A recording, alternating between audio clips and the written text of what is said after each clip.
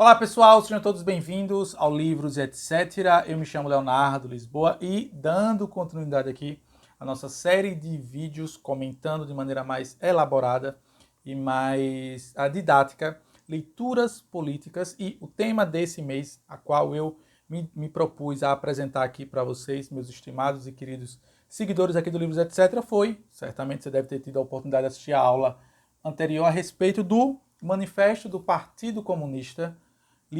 Manifesto esse, que sem sombra de dúvidas é o mais importante escrito político dos últimos séculos, escrito pelo Karl Marx e pelo Friedrich Engels. Na aula passada, uma aula de um pouco mais de 1 hora e 50 minutos, eu apenas trouxe para vocês e apresentei para vocês as ideias presentes no manifesto em si, sem refutar necessariamente as ideias escritas por esses dois pensadores que certamente influenciaram uma leva considerável de outros pensadores políticos após os seus escritos terem vindo à tona. E como prometido, as aulas a seguir a partir desse momento serão 3 aulas, além da aula que já está aqui no canal sobre o Manifesto do Partido Comunista, onde eu irei refutar as ideias de Karl Marx. Na aula de hoje eu irei comentar junto com vocês algumas impressões, algumas refutações que eu mesmo cheguei na conclusão durante a leitura do Manifesto do Partido Comunista, como também irei, para complementar o meu pensamento nessa nossa aula de hoje, utilizar esse livreto aqui, na verdade, que tem como base um discurso proferido pelo Friedrich August Hayek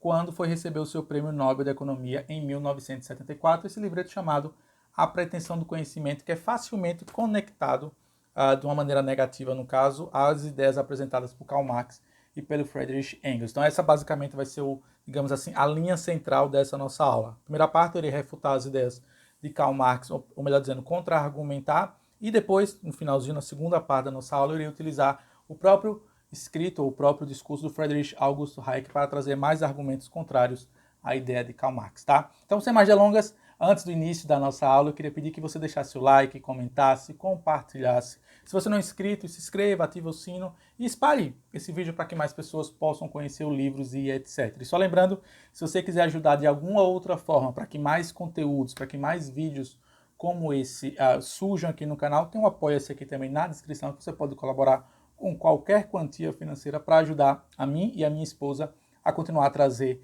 esses vídeos mais elaborados sobre nossas leituras políticas aqui no Livros e etc. E só lembrando, o tema da minha esposa desse mês é relacionado ao aborto.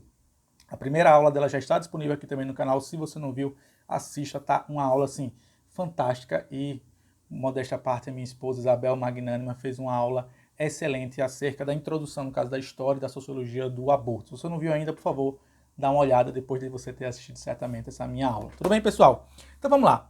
Gente, só lembrando, né? Na primeira aula, que está disponível aqui no curso, aqui no canal Livros, etc., eu passei quase 2 horas apenas apresentando as ideias do Karl Marx. Nessa nossa segunda aula, só lembrando, serão 4 aulas, as outras 3 aulas serão aulas de refutação acerca das ideias de Marx e Engels, presente no Manifesto do Partido Comunista e outros dos seus escritos e outros dos seus pensamentos que chegaram até nós na sociedade contemporânea. Bom, eu queria começar trazendo aqui um argumento que muitas pessoas talvez esquecem, e eu faço isso como um estudioso da área de letras, que é a minha formação inicial. Sou formado em letras estrangeiras, língua inglesa, e quando você lê um manifesto, quando você lê um livro em geral, existem inúmeras formas de você avaliar o conteúdo presente naquele escrito. Existem inúmeras formas, tá? E a forma que eu quero abordar aqui com vocês, que eu quero destrinchar aqui no início dessa nossa aula, dessa primeira parte da aula, que é tendo como base as minhas reflexões acerca da leitura do Manifesto do Partido Comunista, é que basicamente você pode ler o manifesto do Karl Marx e do Engels, palavra por palavra, e buscar os significados presentes naquelas palavras, naquelas frases. Ou uma outra forma também que você pode fazer, que você pode utilizar uma outra metodologia, por assim dizer, ao ler um livro, ao ler um manifesto político importantíssimo como é esse do Karl Marx e do Engels, tem a ver com você pegar as sentenças e as frases, né? Essas se formam um pensamento completo, e se colocar como uma espécie de advogado do diabo, onde você, como leitor, crítico e argumentativo, lê aquele pensamento, lê aquela frase, aquela sentença completa, aquele parágrafo, e tenta questionar, e tenta esmiuçar os comentários, as frases, as palavras ali presentes, e como se você tivesse a oportunidade de debater com o autor. Imagine que você teve a oportunidade de encontrar o Marx e o Engels e agora você está discutindo e debatendo sobre a obra. É justamente dessa forma que eu quero abordar aqui nessa nossa aula, nessa nossa segunda aula, a respeito das contradições e de argumentos contrários e tentar um pouco, por que não, refutar as ideias de Karl Marx e Engels presentes aqui no Manifesto do Partido Comunista. É importante também deixar claro o seguinte: goste você ou não do marxismo, do Marx e de Engels, do socialismo, eu mesmo não sou nem um pouco simpático a essas ideias. Agora, todavia, é importante e é válido ressaltar que é um manifesto que influenciou milhares de outros autores e, consequentemente, milhões de pessoas. Tá? Sem sombra de dúvida, isso aqui é uma afirmação categórica e irredutível e irreparável. Por mais desgostoso que seja você, e eu mesmo o sou das ideias do Marx e do Engels, isso é um fato inegável, que as ideias presentes no Manifesto do Partido Comunista influenciou centenas, milhares de autores e, consequentemente, é óbvio, já que esses autores também passaram, de certa forma, a exasperarem as ideias de Karl Marx e Engels, cada qual em sua sociedade, cada qual em sua nacionalidade, passou a influenciar certamente a vida de milhões de pessoas. Acredito eu que por conta disso, e apenas por isso talvez, esse é certamente um dos motivos mais pujantes do porquê nós devemos nos debruçarmos sobre a obra de Karl Marx e do Engels no Manifesto do Partido Comunista, como eu fiz na aula anterior. Só lembrando, se você ainda não assistiu, assista, porque a aula anterior está totalmente conectada com essa. Se talvez você não entender alguma das minhas contra-argumentações ou das minhas refutações sobre o livro de Karl Marx e Engels, talvez é porque você ainda não tenha assistido a aula anterior. Então fica aqui, como sempre, o convite, mais uma vez, para você fazer. Só para vocês terem uma ideia, eu fiz uma pesquisa breve aqui e queria apresentar a vocês alguns pensadores, alguns autores, alguns filósofos, algumas personalidades políticas que em algum momento de sua vida ou em algum momento de seus escritos citaram Karl Marx como uma, como é que eu posso dizer, como uma referência na sua vida. Deixa eu separar aqui, deixa eu só ler aqui alguns apenas, tá? Você tem a Rosa Luxemburgo, você tem Vladimir Lenin, você tem Trotsky, você tem George Lukács, você tem Guy Debord, você tem Antônio Gramsci, você tem Karl Korsch, Che Guevara, que citou que Karl Marx era uma referência política e intelectual para ele.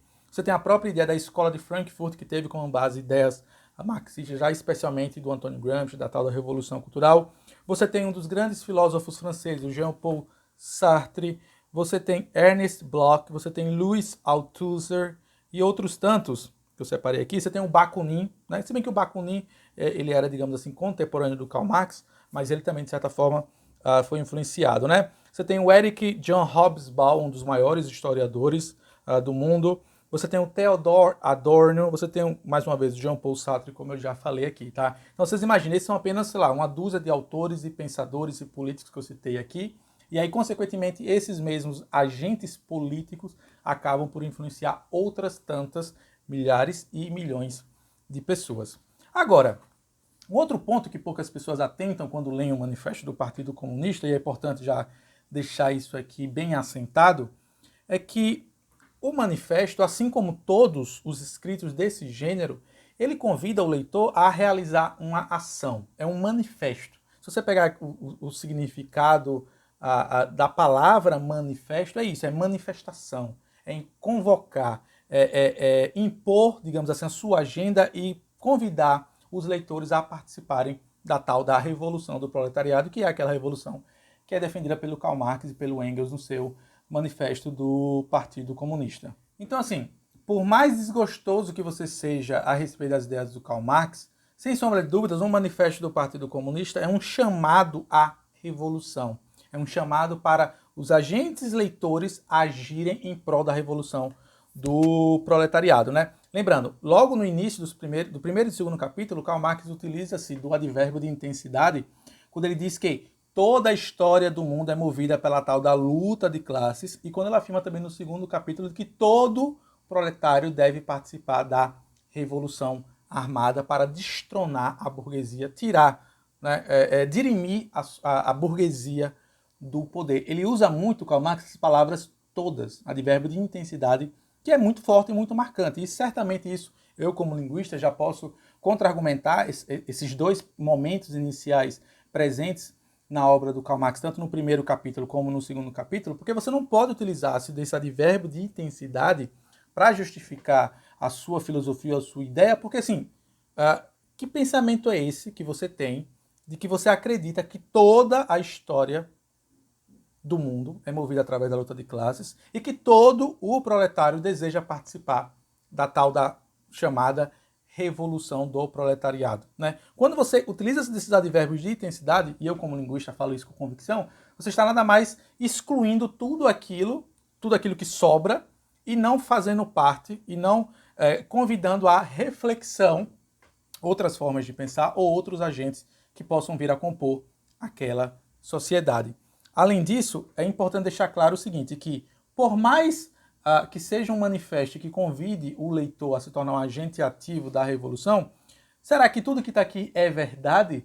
Quando você vai destrinchando parágrafo a parágrafo e conceituando, por exemplo, cada uma das frases e das exegeses apresentadas por Karl Marx e Engels no seu livro, você consegue, você mesmo, tendo um pensamento crítico um pouquinho já acima da média, você consegue parar. Epa, cara, peraí. Karl Marx, você errou aqui, você errou aqui, você errou aqui. Algumas das suas ideias não se concretizaram como você dizia que haveria de acontecer, tá? Então essa aqui é a nossa ideia, certamente, que nós iremos fazer aqui nessa nossa aula, tá? E eu tive a oportunidade de cursar Ciências Sociais na Universidade Federal do Sergipe, infelizmente por motivos externos não consegui concluir, mas eu me lembro que nas primeiras aulas de Sociologia, na matéria especificamente de Sociologia, um dos professores, a cuja qual infelizmente eu não lembro o nome, me falou a respeito do tal dos sociólogos de gabinete, que são esses tipos de cientistas políticos que ficam atrás da sua mesa, dentro de um escritório, e começam a escrever como deveria ser um mundo ideal, e sem viver, e sem experienciar, e sem ter noção de como o mundo está circulando, de como está acontecendo a vida fora do seu gabinete. E eu aqui afirmo com convicção que o Karl Marx se encaixa acertadamente nessa categoria de sociólogo. Porque assim, é incrível como você lê o Manifesto do Partido Comunista e observa 5, 10 anos depois que esse escrito foi publicado, lá em 1848, você percebe como aconteceu exatamente tudo o contrário do que Karl Marx previa. Só lembrando, essas partes pormenores eu vou explicar nas próximas aulas, quando eu irei, melhor dizendo, apresentar a vocês outras ideias de refutação do Karl Marx, tendo como base dois livros do Ludwig von Mises. Esse aqui, onde o Ludwig von Mises ele refuta o ideário econômico de uma economia socialista, um livro chamado Cálculo Econômico em uma Comunidade Socialista, e depois, é óbvio, eu irei também refutar as ideias de Karl Marx no plano filosófico, também tendo como base um escrito do Ludwig von Mises chamado Marxismo Desmascarado. Então, só para deixar claro que esses pormenores eu vou deixar para as aulas a seguir. Claro, já fica o convite para vocês me acompanharem aqui, tá? Agora, mais uma vez, por mais crítico que sejam as ideias do Karl Marx, é possível sim você tirar do Manifesto do Partido Comunista, você fazer uma debulhação das ideias e encontrar tanto trigo quanto palha, ou seja, tanto coisas boas quanto coisas ruins. Qual seria a palha? Certamente seria argumentos irreais, argumentos que não são muito próximos da realidade da época e que se concretizaram totalmente. A sociedade da pós-revolução industrial na Inglaterra, em Londres, na Alemanha e outros tantos países ali da Europa, que de certa forma foram impactados pelas ideias de Karl Marx, elas seguiram caminhos distintos daquilo que Karl Marx previa que iria, Karl Marx e o Engels previram que iria acontecer no seu manifesto do Partido Comunista. Então, isso certamente é a palha, tá? É aquilo que você pode simplesmente usar para contra-argumentar as ideias do Karl Marx e do Engels no manifesto do Partido Comunista. Todavia, é possível sim encontrar trigo, e trigo precioso. E mais uma vez, como linguista de formação inicial, durante a minha releitura, e esse, confesso a vocês, eu falei sobre isso na primeira aula, esse é um manifesto, esse é um livro que eu releio pelo menos 1 a 2 vezes ao ano, dada a sua estimada importância. E eu consigo ler aqui e reler, e vou separar aqui uma parte para vocês, ou melhor dizendo, 2, para vocês verem o poder das palavras que Karl Marx e o Engels incutem aqui no seu manifesto. E esse certamente, ao meu ver, é o trigo, é aquilo que há de melhor nos escritos de Karl Marx. Atenção a essa passagem do capítulo 1, chamado Burgueses e Proletários, e vejam se, ao ouvir essas palavras, você não se sente impelido a se tornar um agente da revolução do proletariado. Eu mesmo confesso a vocês se eu já tivesse sido vacinado dessas ideias de esquerda, não teria problema nenhum em me somar à fila de soldados do proletariado para destruir e assassinar e matar e vilipendiar os burgueses. Abre aspas. Onde quer que ela tenha chegado ao poder, a burguesia destruiu todas as relações feudais, patriarcais, idílicas, esgarçou sem piedade os variados laços feudais que uniam o ser humano a seu superior natural, sem deixar outro vínculo a ligar seres humanos que não o puro interesse, o insensível pagamento em dinheiro. Ela afogou os sagrados calafrios do êxtase devoto, do entusiasmo cavalheiresco, da melancolia pequeno-burguesa nas águas gélidas do cálculo egoísta. Dissolveu a dignidade pessoal em valor de troca e substituiu as inúmeras liberdades conquistadas e garantidas por uma única, a inescrupulosa liberdade de comércio.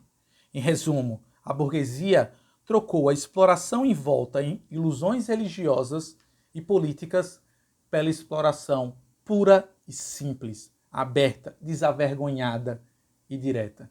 Então, assim, mais uma vez, né, notem a intensidade das palavras contidas aqui no manifesto, o que só reforça aquele argumento que eu comentei com vocês alguns minutos atrás, de que, como todo manifesto, ele convida o agente, no caso o leitor, a participar de uma ação, no caso aqui do Manifesto do Partido Comunista, do processo da revolução, né? Eu também gosto muito do final, no capítulo 4, chamado Posicionamento dos Comunistas em relação aos diversos partidos oposicionistas, onde, de fato, você tem a conclusão aqui das ideias de Karl Marx e Engels no seu manifesto, onde ele já, sem sombra de dúvidas, ele faz um convite mais acentuado para a chamada à revolução. Permita-me ler também esse pedaço. Lembrando, estou só comentando aqui, eu como linguista, onde eu encontro o trigo aqui no manifesto do Karl Marx. Abre aspas. Os comunistas repudiam todo e qualquer ocultamento de suas posições e intenções. Eles declaram abertamente que seus propósitos só podem ser alcançados mediante a derrubada pela força de toda a ordem social até hoje reinante. Que as classes dominantes tremam ante a revolução comunista. Os proletários nada mais têm a perder com ela do que seus grilhões. Tem sim um mundo a ganhar. E aí os autores colocam em letras garrafais. Proletários de todos os países, unam-se. Então, assim, é inegável a emoção contida nessas palavras aqui. Mais uma vez, reforço, é um manifesto. A ideia justamente é essa, é convidar o leitor a participar da maneira mais ativa da revolução do proletariado. Agora, passados-se quase um pouco mais de 170 anos, após, né, um pouquinho menos talvez, né, 1848 não chega a ser 170 anos. Os escritos de Karl Marx sofrem de um problema que eu consigo perceber, especialmente por ter vivido a academia, ter frequentado universidades tanto particulares quanto privadas durante essa minha vida acadêmica. Eles são escritos que são considerados praticamente sacrossantos. O que é que eu quero dizer por serem considerados escritos sacrossantos? É que qualquer crítica a uma vírgula que seja, a uma frase, a um parágrafo apresentada por Marx e Engels no seu manifesto do Partido Comunista, é encarada pelos ditos intelectuais como uma ofensa ao sagrado, como uma ofensa ao divino. E isso, por si só, já atrapalha o próprio debate de ideias, que é justamente essa ideia aqui dessa série de vídeos, dessa série de aulas a respeito do manifesto do Partido Comunista, que é justamente destrinchar as ideias de Karl Marx, deixar o rei pelado, para que você que está me assistindo possa ter argumentos e construir seu próprio pensamento crítico a respeito das ideias de Karl Marx e de Engels. De toda forma, eu quero também deixar, tirar, ou como é que eu posso dizer, tirar o brilho da obra presente de Karl Marx e do Engels, de forma alguma. Mais uma vez, reforço. É uma obra que marcou o mundo, né, e marca até hoje. Todavia, as críticas devem ser feitas e é isso que eu quero, nessa continuação da nossa aula, fazê-la de forma mais acentuada. Como eu falei há alguns minutos atrás, o início do Manifesto do Partido Comunista, tanto no primeiro quanto no segundo capítulo, o Karl Marx se vale daquilo que nós conhecemos na gramática como advérbio de intensidade, quando ele afirma que toda a história do mundo é movida por conta das lutas de classes, e quando no segundo capítulo ele afirma também de maneira categoricamente, e usando-se mais uma vez do advérbio de intensidade, quando ele diz que todo o proletariado deseja a tão sonhada revolução. O que, em outras palavras, nada mais do que é uma briga entre aqueles que possuem e aqueles que não possuem os assim chamados meios de produção, cuja qual eu expliquei na aula anterior. Todavia, é algo que, infelizmente, alguns marxistas ignoram, é que valores, dinheiro, por assim dizer, e riqueza, possuem valores subjetivos. O que é que eu quero dizer com isso? A riqueza, para mim, é diferente da riqueza para você. Eu mesmo tenho a profissão docente e todo mundo sabe como professores no nosso país recebem quantias não muito atrativas, visto o trabalho que nós exercemos e de extrema importância na sociedade. Porém, todavia, é importante salientar o seguinte, que eu optei por ser professor, eu optei por ser um docente, mesmo sabendo, claro, de toda a situação em nosso país, voltada especialmente para a docência. Mas isso me torna menos rico ou menos valoroso do que o jogador Neymar, por exemplo? Ao meu ver, não. Ao meu ver, e isso é algo que os marxistas ignoram, e a Escola Austríaca da Economia, que eu vou também falar sobre ela especialmente nas aulas seguintes, deixa muito claro. O valor é algo muito subjetivo, tal como a riqueza. O que é ser rico para você? O que é ser rico para mim? São questões diferentes. Aí você pode falar, Léo, professor, mas é ter dinheiro. Será que é isso? Será que você ter dinheiro lhe torna uma pessoa necessariamente rica ou lhe torna tão somente uma pessoa que detém moedas e ouro e dinheiro? Não necessariamente você é rico, porque para os pensadores liberais, a riqueza, os valores, estão intrinsecamente ligados aos desejos de cada indivíduo, de cada cidadão. Eu confesso a vocês, é óbvio, né? Não vamos usar aquela hipocrisia, se você não se preocupa com o dinheiro, me dê o seu e vai ser feliz. Não é isso que eu estou falando aqui, é que o próprio critério de felicidade, de riqueza, de valor, para os pensadores da Escola Austríaca de Economia, que são esses aqui que eu vou usar, especialmente o Ludwig von Mises e o Hayek aqui nessa nossa digressão a respeito das ideias do Marx e do Engels, enxergam o valor, enxergam a riqueza com outros olhos, com um olhar mais subjetivo, enquanto que os marxistas, enquanto que Marx e Engels aqui no seu manifesto, enxergam essencialmente apenas a riqueza monetária, a riqueza proveniente dos bens materiais. Só que nós sabemos que existem bens materiais, existem bens físicos, existem bens espirituais, existem bens de relacionamento, enfim, existe toda uma cadeia de bens que estão em volta ao ser humano, ao indivíduo, que são tão importantes quanto aqueles bens materiais. Mas somente esses são os que o Karl Marx e o Engels fazem referência aqui no seu manifesto do Partido Comunista, que por si só já limita um pouco o nosso escopo de pensamento. Todavia, é válido também ressaltar que nem todos, e aí essa é mais uma vez o erro do Karl Marx e do Engels de usar esse tal do advérbio de intensidade, quando ela afirma todos, em mais de uma passagem no seu livro. Nem todos os historiadores concordam com essa ideia, com esse pensamento marxista, de que a economia, ou esse conflito entre as classes que visa apenas uma briga entre aqueles que possuem e aqueles que não possuem, alguns historiadores são totalmente contrários a esse argumento marxista de que isso é o único motor da sociedade. Lembrando, Karl Marx afirma que é esse o único motor da sociedade quando ele usa o advérbio de intensidade, todos.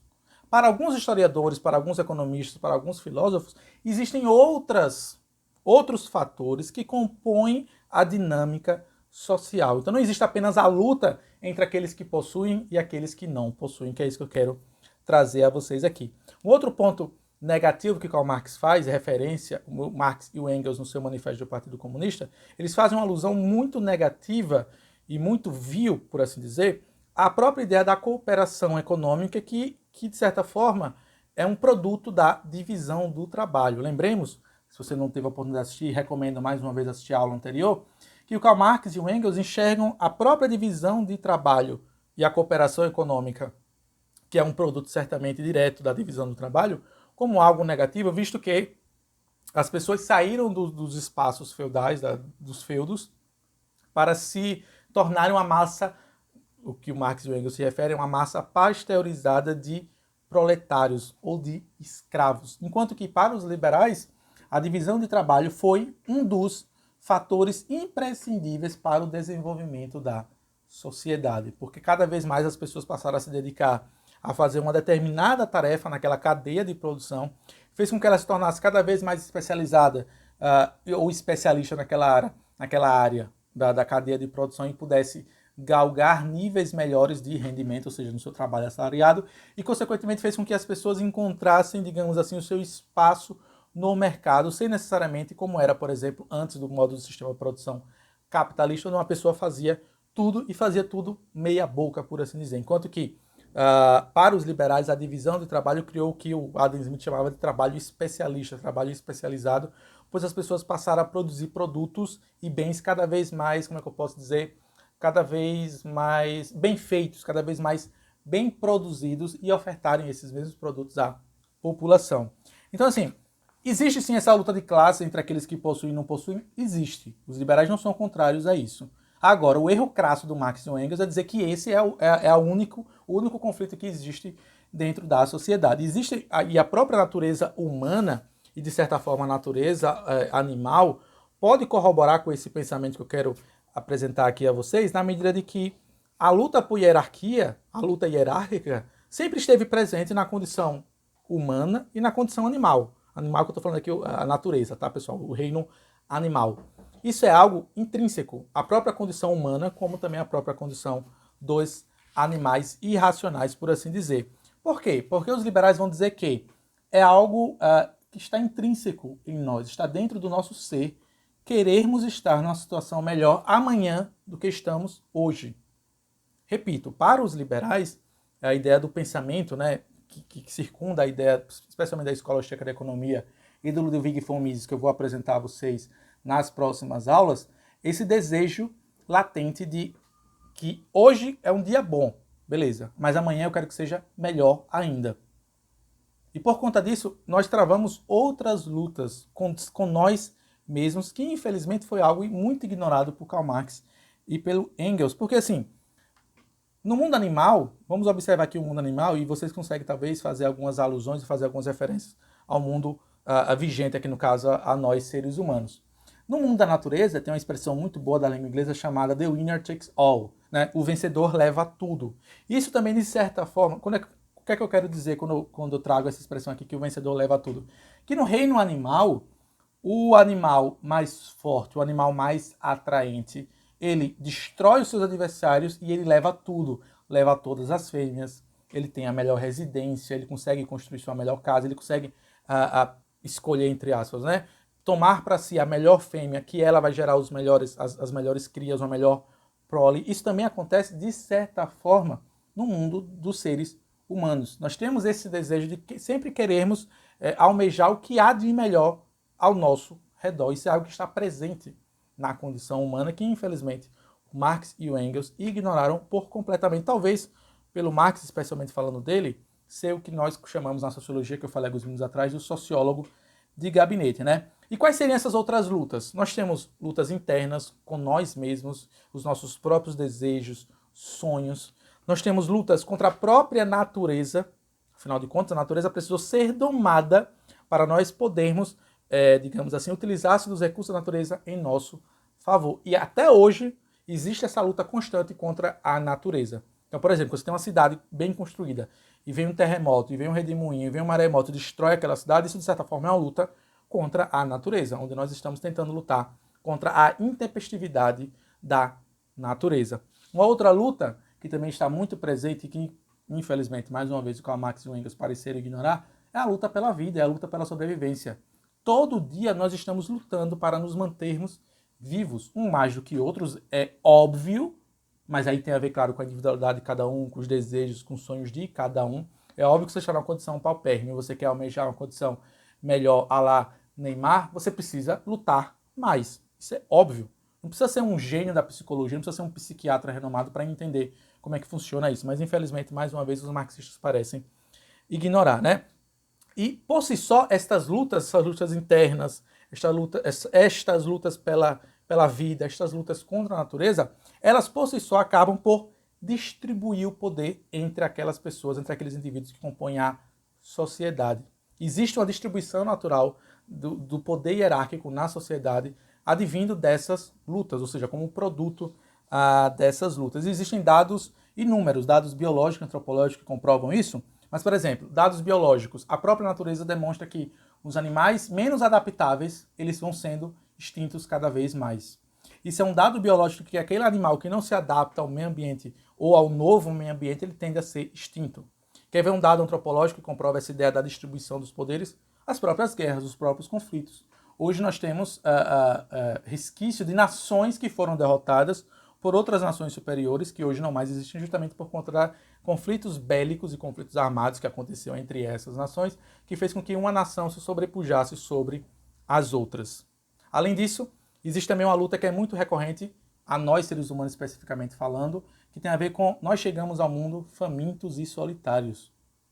E nós somos amparados, nós somos defendidos e protegidos por um pai e por uma mãe que nos dão, digamos assim, uma certa cobertura para que nós possamos desenvolver as nossas próprias competências e almejar novos sonhos e novos desejos mais à frente. É algo que está intrínseco na filosofia marxista é que, e eu vou falar sobre isso mais adiante, que ele coloca o burguês como sendo um ser safado e rico. Safado no sentido de quê? De que ele... Gente, desculpa, ele não usa a palavra safado, tá? Isso foi um acréscimo meu para tornar mais atrativa para você que estava talvez aí piscando o olho enquanto estava me ouvindo. Então, assim, quando Marx coloca os burgueses como sendo os causadores de todos os males do mundo, ele ignora, não passa pela cabeça dele que talvez aquele burguês chegou à condição da pequena, da média, da alta burguesia por conta dos seus próprios esforços, por conta do seu próprio labor, por conta do seu trabalho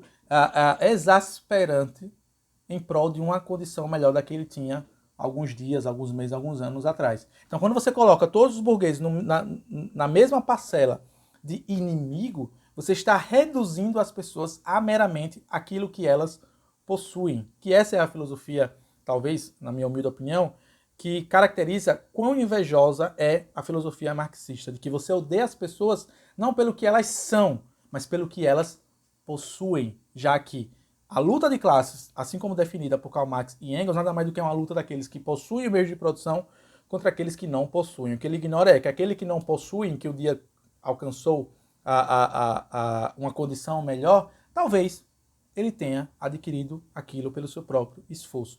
Mas isso me parece que o Marx e o Engels ignoram. Assim sendo, é importante lembrarmos também da tal da palavra do maniqueísmo, né? A obra do Marx e do Engels, especialmente o Manifesto do Partido Comunista, é repleta dessa filosofia maniqueísta e, por que não, invejosa, onde você tem de um lado os proletários e do outro lado os burgueses, né? Onde, assim como eu falei na aula anterior, os proletários são apresentados como o bom, a parcela positiva da sociedade, enquanto que os burgueses, lembrando, quando eu falo os proletários e os burgueses, eu não estou falando, Léo, não é todos os proletários, não. Não, peraí. No próprio livro, Karl Marx fala todos os burgueses, todos os proletários. Mais uma vez, é importante ressaltar que ele se vale do advérbio de intensidade todos. Então, quando ele diz todos os burgueses, bom, não precisa ser muito gênio, precisa ser formado em linguística para entender que ele está falando de todos os burgueses. Então, eles colocam, o Marx e o Engels colocam os proletários como sendo a parcela positiva, os bons, e a burguesia como sendo a parcela negativa, os maus. Esses sim é que devem ser sumariamente eliminados, sumariamente varridos da face da terra, para que os bons, ou os proletários, ocupem aquele espaço de dominação a qual os burgueses detêm ao serem possuidores dos meios de produção. A clássica luta entre opressores e oprimidos, tal como o próprio Marx e o Engels utilizam-se desse termo, e eu compartilhei com vocês na aula passada. Mas existem vários e inúmeros perigos decorrentes dessa forma de pensar, desse maniqueísmo exacerbado. Primeiro, a política identitária, o que vem a ser a política identitária, traduzindo aqui para o pensamento do Karl Marx e do Friedrich Engels, onde, se você sabe que existe o bem e o mal, você sempre vai querer se colocar do lado do bem. Né? E, de certa forma, isso acontece, e o Marx e o Engels trouxeram no seu terceiro capítulo, quando ele fala como os próprios filósofos e pensadores alemães tentaram mudar um pouco o socialismo para justificar a defesa da burguesia. Então, se você sabe que para um marxista existe o bem e o mal, e está muito claro que se você é burguês, você é mau, que se você é proletário, você é bom, você tende a querer ficar claro do lado bom. Porque, por mais que você seja mal intrinsecamente, e que nós temos, de certa forma, a predisposição a agir de maneira negativa para com o próximo, para com o nosso irmão, você nunca assume isso. A não ser que você seja um psicopata, aí já é outros 500, não vamos falar sobre isso aqui. Além de que, um outro problema que é produto desse pensamento maniqueísta exacerbado do Marx e do Engels, tem a ver com a redução da humanidade. Você reduz a humanidade a apenas duas parcelas, proletários e burgueses. E nós sabemos que dentro dos proletários, como também dentro dos burgueses, existem uma gama de pensamentos, uma gama de sonhos, uma gama de desejos que esse reducionismo classista não consegue abordar, não consegue abraçar. Mais uma vez, o pensamento, esse maniqueísmo exacerbado, reduz o ser humano, reduz o burguês ou o proletário a simplesmente a quantidade de dinheiro que ele possui sobre o seu poder. Ignora o que ele é como ser. E é importante, quem já assistiu qualquer seriado, eu gosto muito de usar o exemplo do Game of Thrones, né? Que é um seriado que fez muito sucesso. Infelizmente, o final não foi muito, digamos assim, agradável à maioria dos telespectadores, assim como eu. Mas o Game of Thrones, certamente, uma das causas que fez com que o Game of Thrones ganhasse um sucesso, uma relevância mundial, era justamente por conta dos personagens apresentados pelo George R. Martin, que não eram personagens puramente bons e puramente maus. Você encontrava gradações de bondade, né, e de pensamento vilanesco em todos os personagens. Essa é a condição humana. Essa é a condição humana. Só Deus e Jesus Cristo, apenas esses, e Maria, certamente, são seres puramente bons. Todo o resto carregam dentro de si pensamentos ruins e pensamentos bons. Os próprios apóstolos, por incrível que pareça, não vou falar sobre isso aqui, claro, para não cometer nenhum agafe, mas entre os próprios apóstolos de Cristo você encontrava registros, inclusive na própria Bíblia, de atitudes negativas praticadas pelos discípulos de Cristo. O que comprova que mesmo você estando próximo do ser divino, no caso Jesus Cristo, que é Deus, e Maria, a mãe de Deus, a mãe de Cristo, você carrega dentro de si esse pensamento negativo e que Karl Marx e Engels parecem ter ignorado. E que o maniqueísmo exacerbado acaba, de certa forma, por justificar o mal. Que mal que eu estou falando aqui? O Manifesto do Partido Comunista convoca os proletariados a pegarem armas para assassinar, varrer, explodir os burgueses da face da terra. Então, quer dizer, você tem uma parcela que é considerada bom pelo pensamento marxista, mas que convida eles a assassinar, matar, só que esse mal perpetrado e perpetuado pelos proletários, tendo como lógica essa filosofia marxista, vai praticar um mal, que é o quê? Assassinar e matar todos os burgueses, independente se aquele burguês nasceu rico ou se ele conquistou seus próprios meios de produção através do suor, através do labor do seu trabalho. Então vejam como esse reducionismo classista do Karl Marx e do Engels não faz muito sentido quando você vai olhar para a sociedade em si, né? E assim, é algo que sempre vai continuar a acontecer, parte de uma ótica marxista. Por quê? Sempre vai ter que ter uma luta de classes. Por mais que os proletários matem todos os burgueses da noite para o dia, uma nova classe burguesa vai ter que existir. Por quê? Porque, segundo o próprio Karl Marx, essa é a história do mundo, a luta de classes. Então, assim, é um pensamento histriônico e um pensamento que eu não consigo compreender como é que alguns intelectuais ainda comungam dessas ideias, que ele diz que vamos derrotar os burgueses para que exista apenas uma então, uníssona classe. Mas ele mesmo diz no escrito que toda a história do mundo é movida pela luta de classe.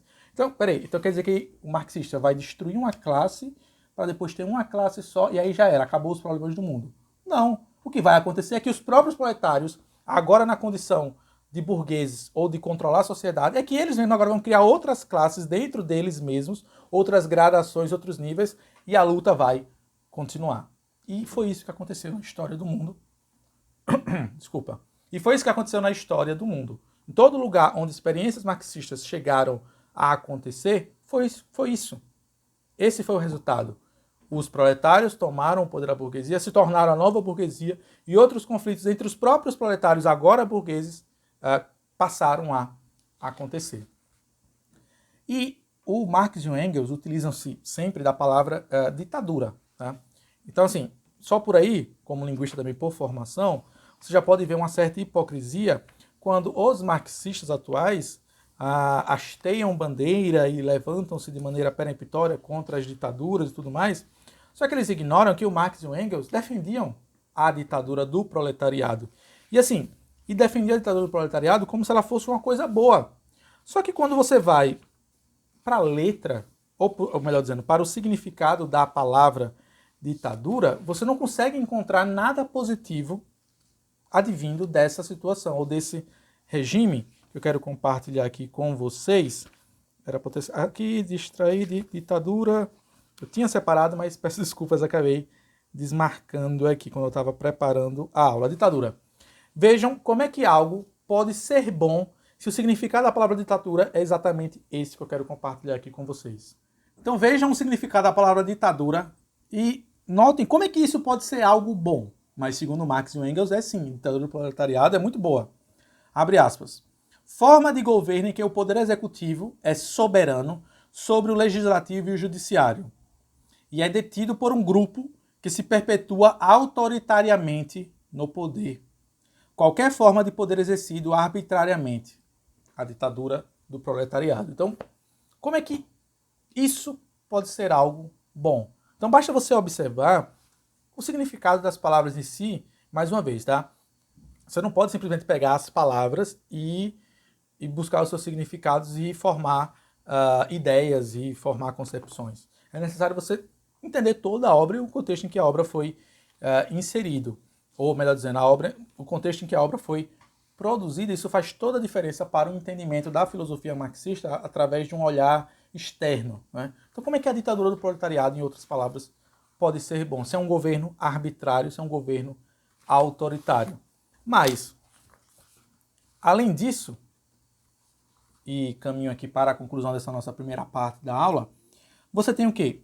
Pessoas que serão assassinadas, você tem propriedades que serão expropriadas, indivíduos que serão expulsos das suas terras, caso eles não concordem com a ditadura do proletariado, inclusive os próprios proletários que não quiserem participar da Revolução Armada, eles mesmos serão sumariamente executados, assassinados, porque eles são seres inferiores, segundo a filosofia marxista. Porque assim, no fundo é uma revolução violenta e armada. E como é que isso pode ser bom? Aí você, dessa frase que eu acabei de citar, revolução violenta e armada, eu consegui aqui, anotar aqui, vários subprodutos que eu quero compartilhar com vocês. Bom, primeiro, pessoas mortas e assassinadas, né? A própria natureza caída do ser humano vai levar com que indivíduos que antes eram proletários e que agora estão na posição de poder utilizem-se desse mecanismo de poder para agora sobrepujar as pessoas que estão abaixo dele, e foi isso que aconteceu na história do mundo. O poder, de certa forma, e isso é uma verdade universal, tende a corromper o ser humano. Você pode falar, mas os proletários são seres iluminados. Tudo bem, você pode ter um ou dois proletários ali que não sintam-se atraídos pela corrupção do poder.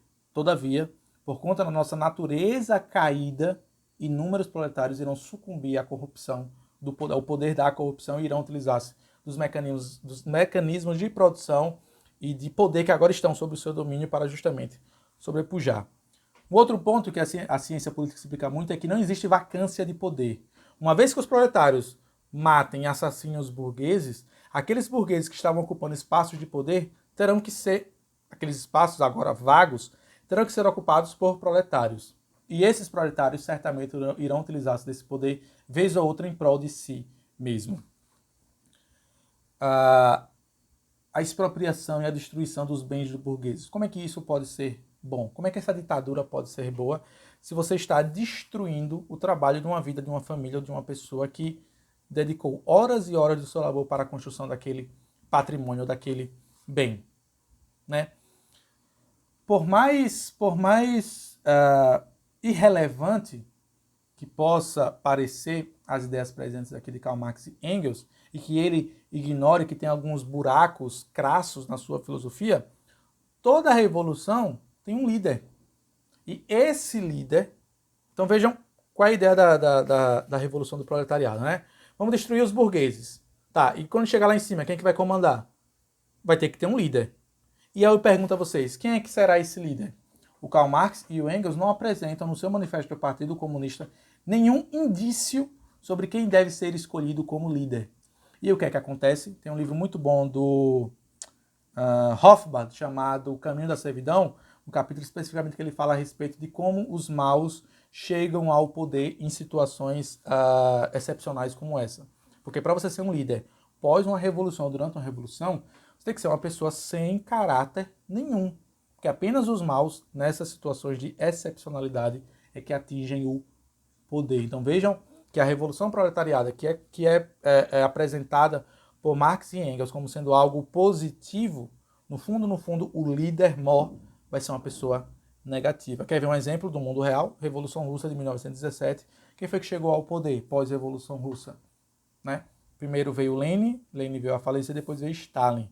E Stalin era certamente uma pessoa sem caráter algum, apesar de ser muito habilidoso politicamente falando, mas o Stalin é considerado hoje um dos grandes ditadores do mundo.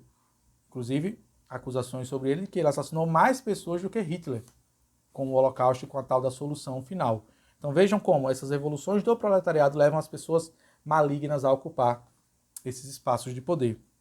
E, além disso, tem a clássica de Maquiavel, né, do livro O Príncipe, que os fins justificam os meios. Então, assim, não interessa se pessoas foram assassinadas, se mulheres foram violentadas, se cidades foram destruídas, se os próprios proletários perderam os seus meios de produção ou as suas benesses ou os seus bens materiais e físicos. O que importa é o fim. Qual é o fim a ser alcançado? A ditadura do proletariado. Né? Então vejam como a ideia de Karl Marx e de Engels, no fundo, é uma ideia vilanesca. Ou seja, promete o paraíso na Terra, mas nada mais do que apresenta o inferno às pessoas que estão presentes, que estão circundadas por essa ideologia ou por essa filosofia nefasta. E é importante que você tenha isso muito em mente quando estiver assistindo essa aula, para que você forme argumentos para contra-argumentar essas ideias que, infelizmente, estão sendo defendidas, já eram defendidas naquela época e continuam sendo defendidas até hoje no Brasil e no mundo. Um outro erro que o Karl Marx faz no seu Manifesto do Partido Comunista, eu também vou explicar em mais detalhes sobre isso nas aulas conseguintes, tem a ver com a questão dos salários de ferro, que para o Karl Marx, o salário do proletário seria apenas suficiente para sua subsistência e para manutenção da espécie, ou seja, para a procriação, para colocar mais filhos no mundo. O que nós vimos hoje no mundo é totalmente o contrário. Né? Os salários aumentaram exponencialmente, os proletários, ou melhor dizendo, os empregados hoje possuem seus próprios bens materiais à sua disposição, possuem lazer, possuem diversão e tudo mais, o que automaticamente acaba por refutar a ideia de Marx e Engels chamada salários de ferro. Né? E outros pontos, só para vocês entenderem como a ideia de Marx e Engels ela não se sustenta de forma alguma, ou melhor dizendo, a base dela, a sustentação dela é muito fraca. A base pode ser boa, porque tem muitas pessoas que defendem essas ideias, mas a sustentação dela não resiste a nenhum argumento um tanto quanto um pouquinho mais elaborado. O Karl Marx e o Engels afirmam no Manifesto do Partido Comunista que a Revolução do Proletário ela é inevitável e inequívoca. Em outras palavras, ela vai acontecer, queira os burgueses ou não. Todavia, Marx e Engels, e os marxistas até hoje, dedicam sua vida e sua energia, sua disposição, seu tempo a trabalharem para a Revolução. Mas, espere um momento. Se a Revolução é inequívoca, é inevitável, por que esses marxistas não estão trabalhando para a Revolução? Eles deveriam simplesmente sentar e esperar a Revolução acontecer. Então vejam que as palavras por si só, utilizadas por Marx e Engels, não se sustentam com a realidade. Um outro ponto tem a ver com os sindicatos. Só uma curiosidade, você sabia que Karl Marx não era funcionário de fábrica algum, ele não era funcionário pé de fábrica. Tanto é verdade que a ele, na época, foi oferecida a liderança de um sindicato. E ele não aceitou. E sabe qual foi o argumento que Karl Marx utilizou para não aceitar a liderança de um sindicato de uma determinada fábrica? Que ele não era funcionário chão de fábrica. Todavia, é esse mesmo indivíduo que quer dizer como é que os proletários devem agir. E que se utiliza um argumento de arrogância, assim, exorbitante, como eu falei na aula anterior, quando ele diz que os comunistas sabem melhor do que os proletários o que eles querem para si mesmos. Esse é um argumento de uma arrogância, assim, exorbitante, exuberante, que demonstra apenas a pequeneza de intelecto, tanto no Marx quanto em Engels, quanto a pequeneza de espírito, de não reconhecerem a si mesmos como seres caídos e seres que estão sujeitos à falha e aos erros. Tá? É importante deixar isso aqui claro. Bom, gente, eu vou caminhando aqui para a conclusão dessa nossa primeira parte da aula. Lembrando, a outra parte 2 vai ser um pouco mais breve, porque vai ter como base esse livreto aqui do Friedrich August Hayek. Mas, desculpa interromper, eu queria pedir que se você chegou até aqui, deixa seu like, comenta, compartilha. Espalhe esse vídeo para que mais pessoas possam conhecer o livro, etc. E, mais uma vez, se você quiser ajudar de alguma forma o canal aqui, Aqui na descrição mesmo tem um link do Apoia-se para você ajudar a minha esposa a continuar trazendo essas aulas mais elaboradas. Voltando aqui. Um outro ponto também defendido pelos marxistas tem a ver com a centralização do poder, ou seja, em um indivíduo, em uma figura ou em um grupo de pessoas, ou seja, o governo centralizado através do planejamento central. Vou falar mais sobre isso a respeito na parte 2 da aula, quando eu vou falar a respeito da pretensão do conhecimento, que é você achar que uma pessoa ou que um grupo de pessoas sabe o que é melhor para todas as pessoas que compõem aquela sociedade. Existem duas palavrinhas que são muito citadas no Manifesto do Partido Comunista, que eu quero esmiuçar para vocês aqui, que é lucro e a tal da centralização, tá? Lucro, o Marx fala de forma negativa, e eu vou trazer argumentos positivos a favor do lucro, é óbvio, quer dizer, argumentos positivos a favor, ficou um pouco estranho, vou trazer argumentos positivos para o lucro, e a respeito da centralização, Marx defende a centralização dos meios de produção na mão dos proletários, e eu vou trazer argumentos, ou melhor dizendo, comentários negativos acerca dessa ideia da centralização. O lucro, o Marx e o Engels apresentam como sendo uma palavra odiosa. Então, assim, e ao meu ver, como um liberal clássico, como um defensor das ideias da liberdade econômica, especificamente falando, o lucro acaba por incentivar o crescimento e desenvolvimento da sociedade, visto que aquele que mais trabalha, aquele que melhor oferece seus produtos, bens e serviços para a sociedade, tende a se desenvolver, tende a crescer e a lucrar com isso, né? O lucro nada mais do que uma consequência do esforço individual de cada um, que ao meu ver também é algo muito mais que positivo, né? O lucro também está relacionado ao nosso próprio desenvolvimento mental, na medida que nós temos que utilizar-se dos nossos neurônios, por assim dizer, para desenvolver novas técnicas, para desenvolver novos produtos, para desenvolver novos mecanismos de oferecer, de ofertar produtos, bens e serviços em determinada sociedade. O lucro está intrinsecamente e uterinamente ligado à própria palavra trabalho. Quanto mais você trabalha, maior é o seu lucro. Tá? E lembrando, não estou falando aqui de lucro de dinheiro, não. Claro que o dinheiro faz parte, está dentro aqui da dimensão da palavra lucro. Mas todavia, porém, sobretudo, não é tão somente sobre isso que eu estou falando aqui. Até porque, como eu falei no início da nossa aula, os liberais, especialmente da Escola Austríaca de Economia, entendem que dinheiro não move o mundo e que dinheiro não é, de forma alguma, digamos assim, o motor principal da evolução da sociedade, mas sim os desejos, os sonhos de cada um. Se uma pessoa se sente muito feliz vendendo artesanato na praia, e com isso é óbvio, ela não ganha muito dinheiro, mas ela se sente realizada, tudo bem, para um liberal clássico, para um liberal da escola austríaca, o importante é ela fazer aquilo que concede a ela mais prazer ou mais lucro. Tá? Isso também tem a ver com o lucro, né? E o lucro também está relacionado, acima de tudo, com a individualidade, ou seja, escolhas e consequências. A vida é repleta de escolhas e que nós devemos arcar com as consequências dessas nossas escolhas, sejam elas positivas, sejam elas negativas. E que o marxismo, o pensamento apresentado aqui no Manifesto do Partido Comunista, tenta justamente solapar todo mundo vai ganhar a mesma coisa, todo mundo vai receber o mesmo salário, todo mundo tem a mesma casa, todo mundo tem, enfim, os mesmos bens disponíveis para vocês, que no fundo parece uma ideia muito boa, uma ideia muito bonita, e tanto é por isso talvez que muitos jovens sintam-se atraídos, porque ela acaba que, de certa forma, por tirar o esforço individual de cada cidadão, de cada indivíduo, mas que lá no seu âmago, lá, bem assim, bem no fundo, carrega uma ideia de inveja, ou melhor dizendo, uma ideia que não leva a sociedade ao desenvolvimento, pois as pessoas passaram a perceber que por que eu tenho que me esforçar mais do que o meu colega, do que o meu vizinho, se eu todo mês estou garantindo o meu mediante a dominação, o planejamento central de um poder socialista. E aí eu falo sobre a centralização, que é uma palavra apresentada por Marx e Engels como sendo muito positiva, que é você retirar os meios de produção dos burgueses e passar ele para o controle, para o domínio dos proletários. Todavia, isso é uma utopia. Basicamente, o que os liberais clássicos dizem é que esse é um pensamento ancorado numa ideia que não faz parte da realidade, não faz parte do mundo factível, do mundo real. Isso fica apenas no campo das ideias, visto que como é que pode um indivíduo ou um grupo de indivíduos saber os anseios e os desejos de todas as pessoas que compõem aquela sociedade?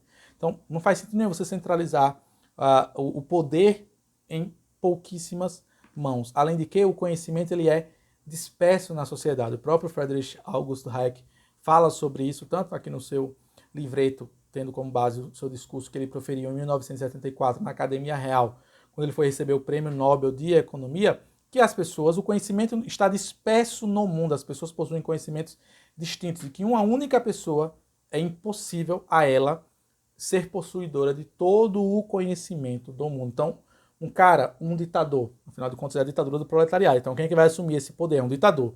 Ele não consegue saber o que deseja todas as pessoas que estão naquela determinada região, de todas as pessoas que estão naquela comunidade, sequer das pessoas que estão próximas a ele ali, ao redor. Que cada pessoa, inclusive, que faz parte daquele gabinete, por exemplo, de poder centralizado, possui desejos, sonhos distintos, né? Então, assim, a centralização visa o que? Não, os bens para todos, todo mundo com tudo. Mas eu pergunto, seria possível nós termos iPhone para todo mundo? Eu trago um exemplo para o mundo real. Aí algum jovem mais desavisado sobre como funciona a economia. Sim, professor, teria iPhone para todo mundo. Bom, se tivesse iPhone para todo mundo, qual seria o incentivo que a Apple teria para desenvolver novos iPhones, para desenvolver novas tecnologias, sendo que ela vai ter que oferecer isso para todo mundo? Se ela não pode tirar o lucro do suor, do trabalho dos técnicos, dos engenheiros, do pessoal do marketing, por que ela deveria se preocupar em desenvolver melhores dispositivos eletrônicos ou melhores iPhones?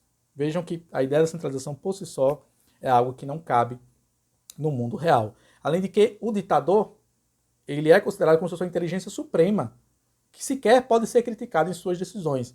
Em países onde a filosofia marxista chegou ao seu ápice, por exemplo, Coreia do Norte, Cuba, a própria União Soviética, os ditadores que lá estavam, eles eram considerados, a própria China do Mao Tse Tung, na época da Revolução Cultural Chinesa, pós Segunda Guerra Mundial, ou melhor dizendo, durante ainda a Segunda Guerra Mundial, ele era considerado, esses ditadores eram considerados seres de uma inteligência suprema, que sequer podiam ser refutados pelas pessoas que estavam ao seu redor. A própria corrupção acontece no poder centralizado, visto que algumas pessoas vão se valer desses meios de produção que agora estão sob o seu controle, sob a sua jurisdição, para atender interesses próprios, ou de si mesmos, né, ou das pessoas que estão ao seu redor. E algo que a centralização ignora é que justamente a diferença entre as pessoas, a diferença entre as classes que eu quero dizer aqui no caso, entre os indivíduos, tá, que compõem aquela sociedade, é algo que a centralização, infelizmente, parece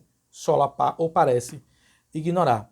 Todavia, é válido, e aqui eu vou concluir essa nossa primeira parte da aula, que por mais crítico que sejam Marx e Engels ao sistema capitalista, os próprios deixaram claro que o sistema capitalista é o sistema superior, porque é apenas o sistema capitalista que pode trazer as condições as condições que irão originar a revolução do proletariado. Tanto é verdade que o Karl Marx afirmou inúmeras vezes que o primeiro país que iria passar por uma revolução do comunismo seria a Inglaterra, por conta justamente do seu estágio avançado do capitalismo pós-revolução industrial. E o que nós sabemos observando no mundo real hoje em dia é que não foi o que aconteceu. O primeiro país onde nós temos, digamos assim, a convicção de que seguiu os passos defendidos por Marx e Engels foi a Rússia, de 1917, quando destronou os czares, os Romanovs que lá estavam, e instauraram um novo poder, um poder da União da República Socialista Soviética, que todo mundo sabe acabou descambando para um regime cruel e autoritário, tão pior quanto o que havia antes com a monarquia dos Romanovs, né? Então, assim, vejam como Marx e Engels parecem que assim, eles mesmos não questionaram o que eles escreveram, né? Você lê o Manifesto do Partido Comunista hoje em dia, você faz uma comparação com o mundo real, é óbvio. Vamos ser sinceros aqui, né? Eu não quero me valer do anacronismo para criticar as ideias de Karl Marx e de Engels. Mas já naquela época era possível perceber os erros do Marx e do Engels presentes aqui no Manifesto do Partido Comunista. Hoje é muito mais fácil. E hoje eu considero, inclusive, que as pessoas que defendem essas ideias são assim, vilipendiosas, porque o mundo provou, por A mais B, que as ideias presentes no Manifesto do Partido Comunista não funcionam, não funcionaram e não irão funcionar de forma alguma. Naquela época você poderia usar, mas Léo, ele não sabia, tudo bem, você pode, entre aspas, se valer desse argumento, só que, todavia, ainda assim, já naquela época, em 1848, quando foi publicado o Manifesto do Partido Comunista, a sociedade inglesa já caminhava por um caminho distinto. A própria Comuna de Paris, que acabou produzindo o Manifesto do Partido Comunista, comandou Londres por pouco menos de um mês. Aí eu pergunto a vocês, o que é que deu errado? É óbvio, infelizmente não dá para falar sobre a Comuna de Paris aqui nesse vídeo, quem sabe numa oportunidade futura, mas percebam que as ideias que eles mesmos defendiam não duraram, melhor dizendo, duraram por pouco menos de um mês, quando eles assumiram o poder provisoriamente em Paris, e aí produziram, é óbvio, o Manifesto do Partido Comunista e outros tantos escritos do proletariado ou em defesa da revolução do proletariado. E assim concluo essa primeira parte, e vou agora para a nossa segunda parte da aula, que é breve, tá, gente? Até porque esse livreto do Friedrich August Hayek tem, sei lá, um pouco menos de 10 páginas, e eu fiz aqui um resumo bem acentuado para compartilhar com vocês a ideia da pretensão do conhecimento defendida aqui por Friedrich August Hayek. Então, dando continuidade aqui à nossa aula e já na conclusão, eu quero apresentar a vocês aqui esse livreto fantástico chamado A Pretensão do Conhecimento, do Friedrich August Hayek, vencedor do Prêmio Nobel de Economia em 1974.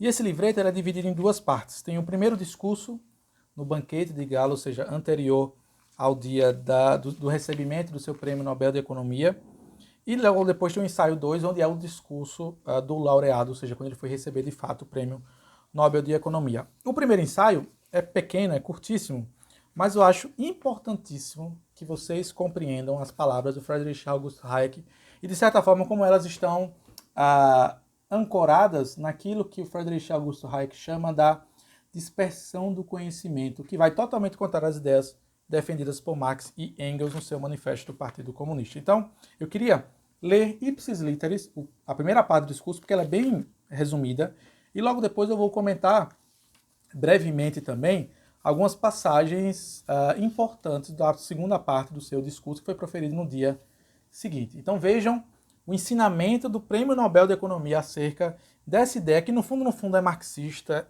e está presente aqui também no Manifesto do Partido Comunista, de que um indivíduo ou de que um grupo de indivíduos sabem melhor do que todos os outros como conduzir uma sociedade. Abre aspas. Vossa Majestade, Vossa Alteza Real, senhoras e senhores, agora que foi criado o Prêmio de Ciências Econômicas em memória de Alfred Nobel, só se pode ser profundamente grato por ter sido selecionado como um dos seus coagraciados. E os economistas, com certeza, têm todos os motivos para serem gratos ao Banco da Suécia, por considerar esse tema como digno desta grande honra. Ainda assim, devo confessar que se tivesse sido consultado sobre a determinação de um Prêmio Nobel de Economia, teria me oposto categoricamente.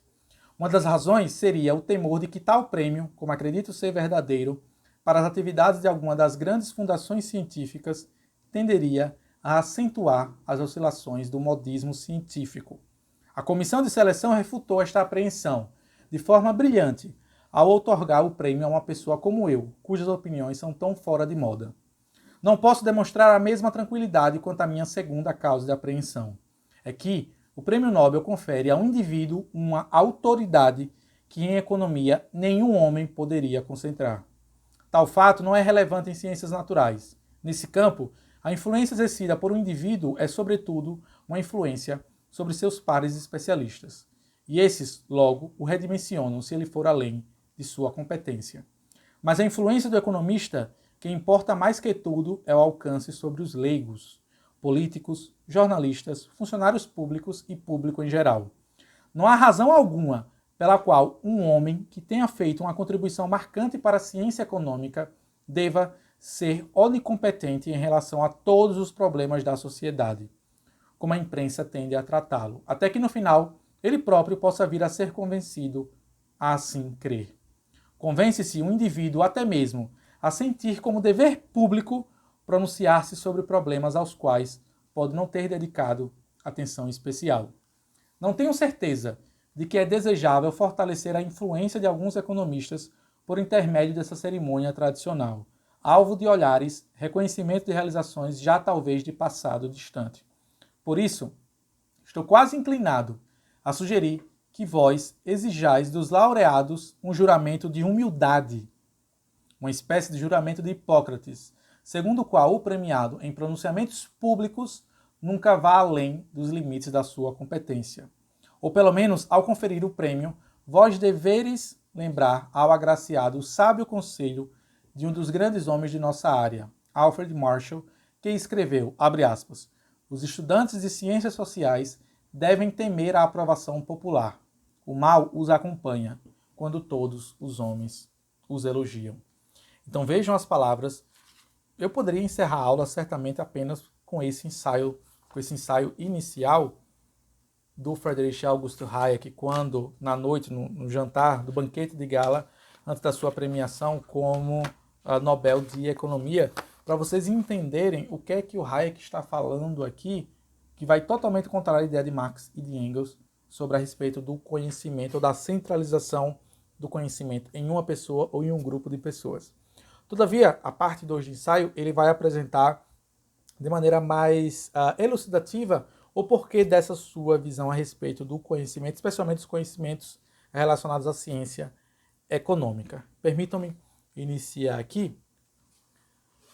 Já pararam para analisar que a maior parte das pessoas, jornalistas, políticos, tal como ele falou aqui, na primeira parte do seu discurso, enxergam os economistas como se eles fossem salvadores do mundo, sendo que a maior parte dos problemas são ou foram ocasionados justamente por esses mesmos economistas.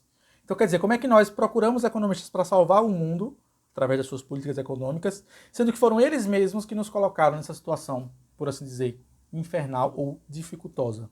Essa é a crítica ácida que o Hayek inicia a segunda parte aqui do seu discurso, né? E naquela época, é importante também contextualizar, estávamos falando sobre 1970, ainda, claro, havia ainda algumas políticas inflacionárias nos Estados Unidos e em outro país, e ele foi um dos primeiros críticos, inclusive, a respeito da intervenção do governo para melhorar a economia, que segundo a Escola Austríaca de Economia e segundo os liberais, isso só traz problemas ainda mais graves e ainda mais acentuados. Infelizmente, também não consigo explicar nessa nossa aula de hoje esse ponto, mas fica, claro, o convite para aulas futuras. Se você quiser conhecer um pouco mais, tem a descrição, claro, aqui. Na descrição tem o meu link tem um link do meu curso de Introdução ao Liberalismo, onde eu explico um pouco mais em detalhes a respeito disso, tá? Mas quem era o grande rival, digamos assim, do pensamento do Hayek?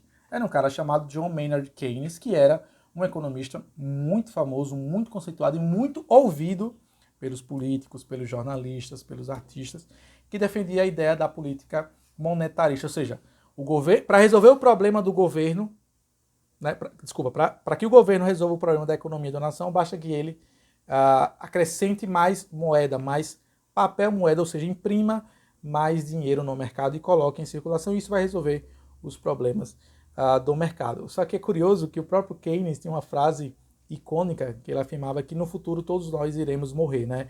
Ele falava que a única certeza que nós temos é que todo mundo irá morrer no futuro. Então veja, que um cara que tem uma frase como essa, que é cômica por si só, era o mesmo economista que era tão levado a sério pelo jornalista, pela mídia, pelos políticos, e que de certa forma influenciou a política monetária de vários países, inclusive a dos Estados Unidos da América. E a crítica que o Hayek faz, seguindo adiante, é que a economia ela não é uma ciência física.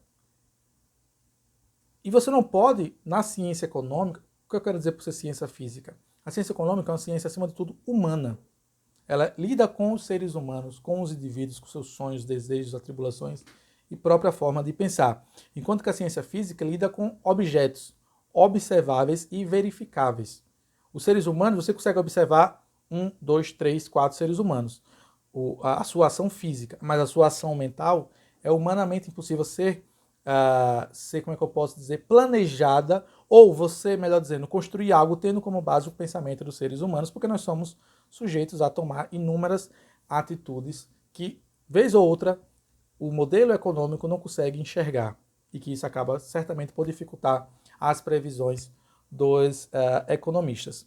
E o Hayek critica quando a visão científica, essa é a palavra, tá, pessoal? Por mais estranho que possa parecer, tá? Científica, dentro da economia.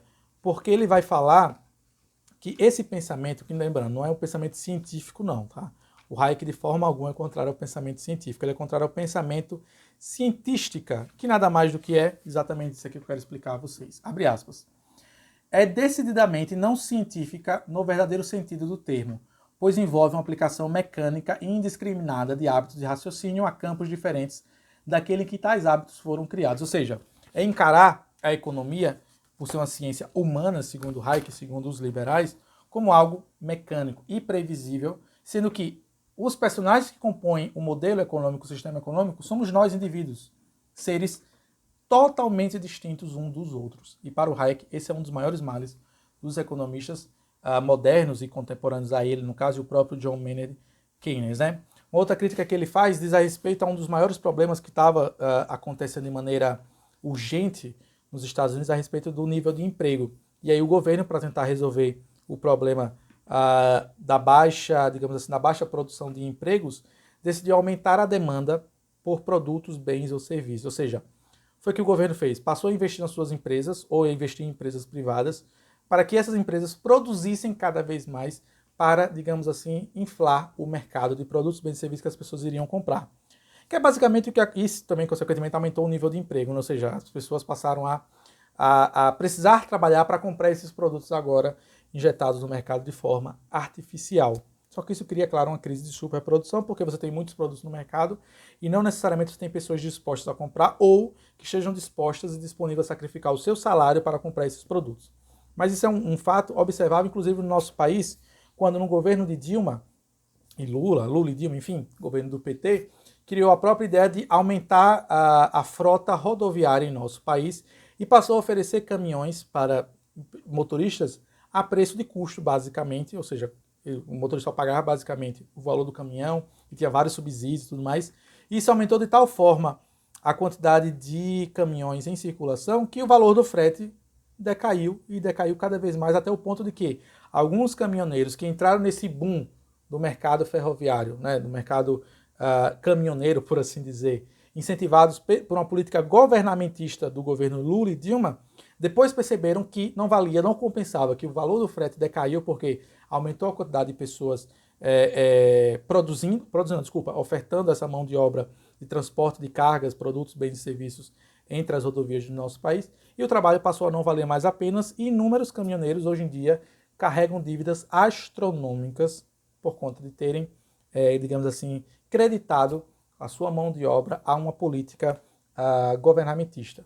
A mesma coisa aconteceu no nosso país com a tal das isenções fiscais para as grandes empresas, que acabou por solapar e acabou por eliminar as empresas menores que não tinham acesso às mesmas benesses dos amigos dos reis, né? O próprio governo inchado de Lula e de Dilma e a própria corrupção, tal como nós vimos com o Mensalão, tal como nós vimos com o Petrolão, onde as empresas estatais foram sendo utilizadas cada vez mais para a perpetuação desse poder político, já que elas estavam, digamos assim, transbordando de recursos financeiros alocados pelo governo, né? Então, assim, existe essa diferença muito clara, e o Hayek pontua isso inúmeras vezes nesse seu ensaio parte 2, entre as ciências físicas e as ciências econômicas, porque as ciências físicas você tem fatores que são facilmente, eu não queria nem usar essa palavra, porque talvez algum físico possa se ofender, que estiver me assistindo aqui, mas é que nas ciências físicas os fatores são facilmente observáveis e verificáveis e medidos e mensurados.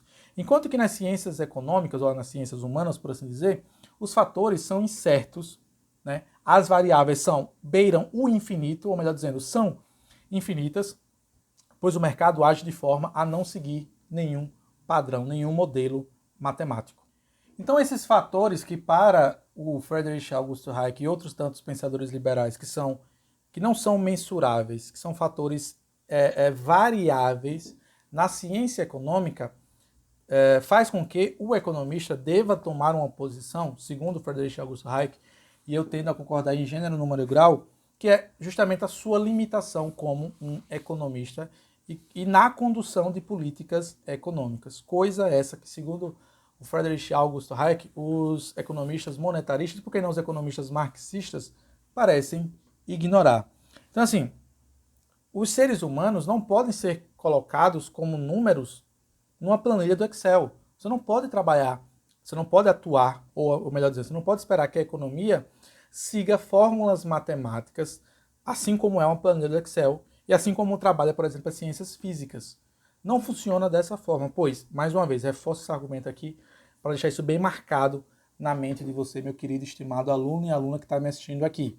Que nós, seres humanos, cada um de nós, temos sonhos, desejos distintos, que faz com que nós não possamos ser mensurados, ou melhor dizendo, que nós não possamos ser transformados em um simples número e acrescentados na planilha do Excel, na expectativa de que os planos econômicos, né, cheguem ou conduzam a sociedade em determinada direção. Então o Friedrich August Hayek, mais uma vez, dá um soco, assim, ao meu ver, um soco vorpal é ótimo, dá um golpe vorpal no pensamento desses economistas que acreditam possuir ou acreditam deter o conhecimento necessário para a progressão e para o desenvolvimento da sociedade, né? Porque, mais uma vez, nós não somos números, nós somos pessoas, e tampouco nós somos peças no xadrez, no tabuleiro, onde nós podemos ser controlados por um planejador central.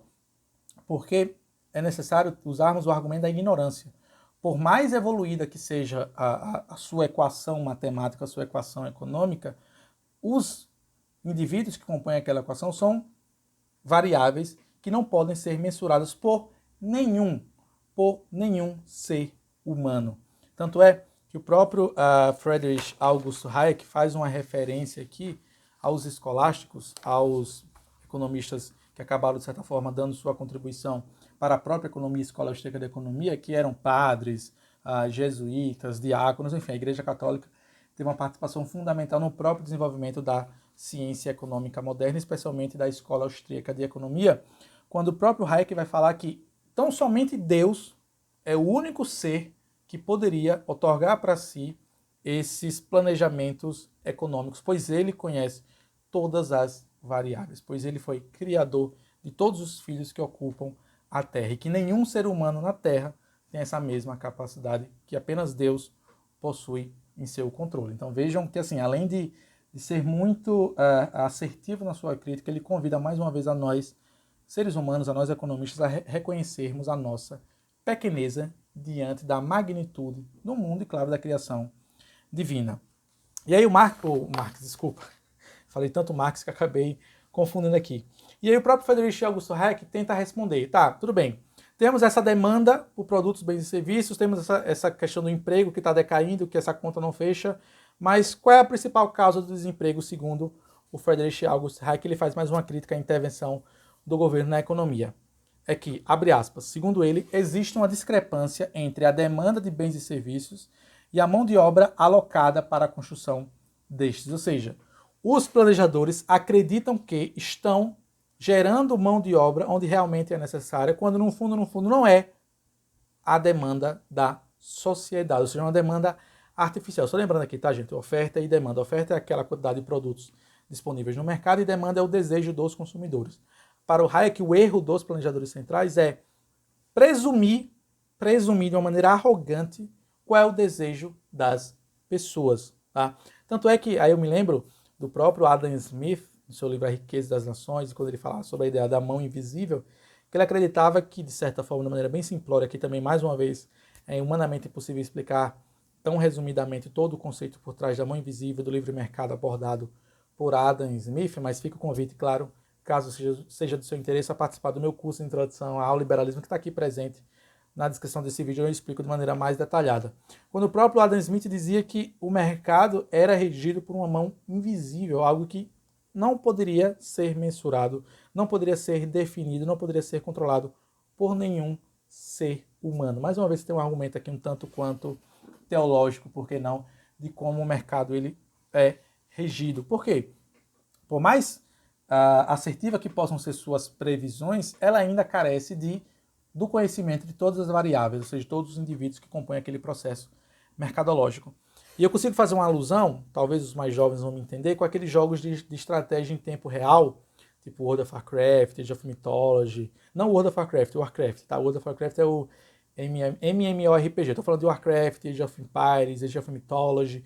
Esses jogos de construção, né, que eles chamam de God Games, em que você é como se fosse um deus e você tivesse sob o seu controle a gestão de recursos.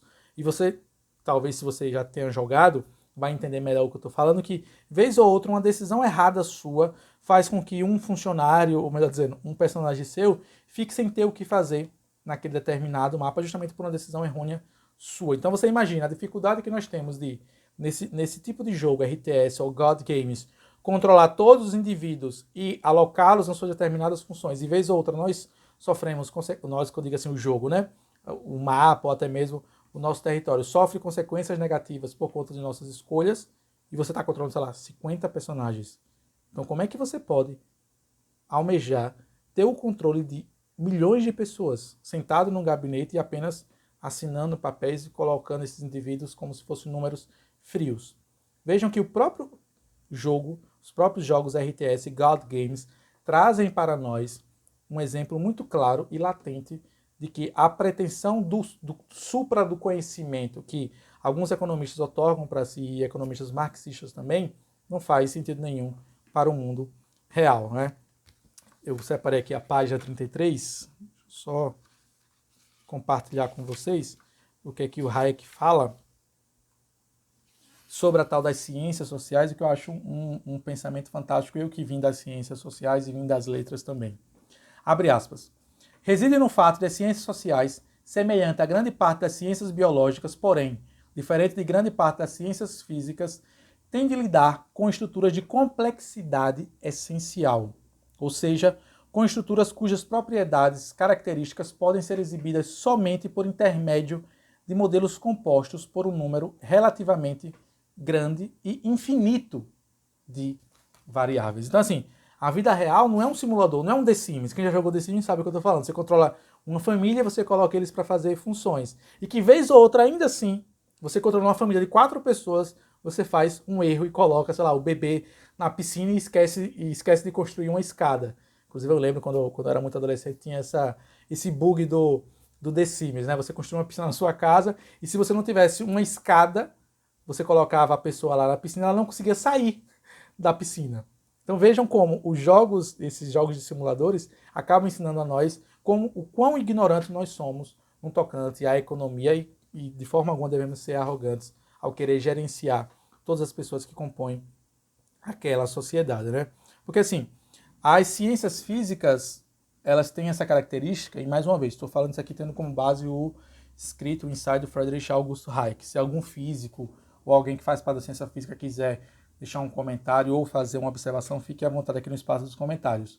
As ciências físicas, as variáveis das ciências físicas, elas podem ser inseridas no modelo matemático, enquanto que as variáveis das ciências humanas, tal como a economia, que isso infelizmente é um erro que muitas pessoas têm, ao enxergar a economia como se fosse uma ciência exata. Não.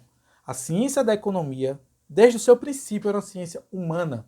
Tanto é que os primeiros economistas eram formados em filosofia, eram formados em história, eram formados em sociologia. A economia era, digamos assim, um apêndice dessas outras ciências humanas. Então, não é verdade quando dizem que a ciência econômica é uma ciência exata. Pelo contrário, ela é uma ciência totalmente falível. E os economistas devem ter a consciência disso, tal como o Hayek nos convida a fazer aqui. Tá?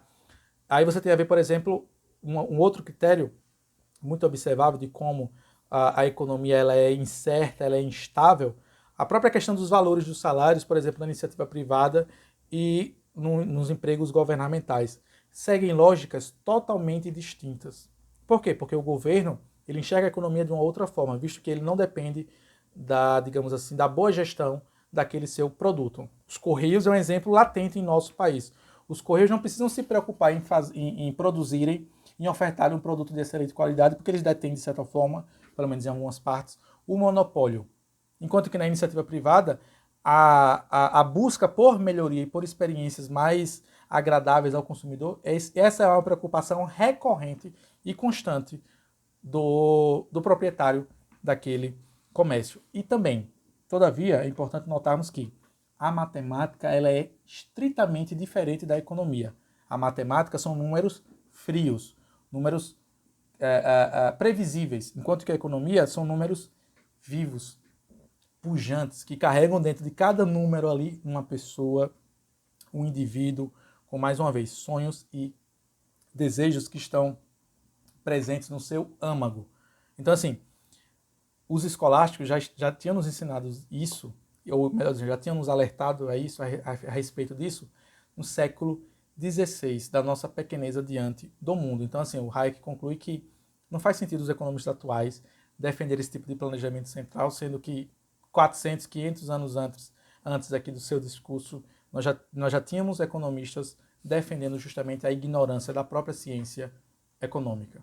E o Hayek conclui aqui o seu ensaio, eu também vou concluindo aqui essa nossa segunda aula de hoje, onde eu tentei, melhor dizendo, refutar as ideias do Manifesto do Partido Comunista, usando como base as minhas próprias conclusões e cooptando junto com o pensamento do Hayek aqui nos seus discursos proferidos quando foi laureado do Prêmio Nobel de Economia. E o Hayek conclui dizendo que o tal do remédio governamental, ou remédio monetarista, que na época era justamente essa inflação, essa geração de empregos alocados em lugares errados e criando falsas demandas, foi justamente o que agravou mais ainda as condições desastrosas dos Estados Unidos da América e de outras nações que adotaram essa mesma política. E aí eu queria compartilhar com vocês aqui, quando ele fala o seguinte, né? Mais uma vez, eu acho fantástica a forma humilde com a qual o Friedrich August Hayek se coloca. Lembrando, ele acabou de receber o prêmio mais importante das ciências, no caso, o prêmio Nobel, do Alfred Nobel, em homenagem à ciência, que incentiva, de certa forma, cientistas a participarem ativamente da sociedade, e ele mesmo está assumindo a sua ignorância quando ele diz o seguinte, abre aspas, devemos, é claro, prontamente admitir que o tipo de teoria que considero como a verdadeira explicação para o desemprego é uma teoria cujo conteúdo é um tanto limitado, pois permite-nos fazer apenas prognósticos muito generalizados sobre os tipos de acontecimentos que devemos esperar em dada situação. No entanto, as consequências de teorias mais ambiciosas na política não têm sido muito venturosas.